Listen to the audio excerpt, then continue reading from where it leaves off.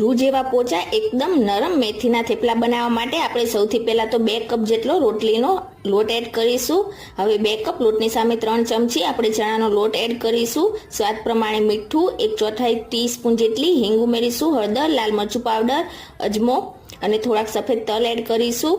1 ચમચી કસૂરી મેથી, 2 મોટી ચમચી આદુ અને લીલા મરચાંની પેસ્ટ એડ કરીશું। સાથે તેમાં ધાણા અને મેથી કટ કરીશું। મોણ માટે તેલ એડ કરીને મિક્સ કરીને અડધા કપ જેટલી છાશ લઈને આપણે સેમી સોફ્ટ લોટ બાંધીને તૈયાર કરી લઈશું।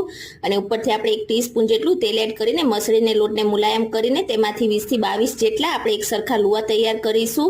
હવે કોરા લોટથી કોટ કરીને આપણે એકદમ પાતળું થેપલું વણીને તૈયાર કરી દઈશું। અને તવીમાં આ રીતે બંને સાઈડથી થોડુંક શેકાઈ જાય ત્યાર પછી 1 ટીસ્પૂન જેટલું તેલ એડ કરીને હલકું ક્રિસ્પી અને બ્રાઉન સ્પોટ્સ આવે ત્યાં સુધી શેકી લઈશું।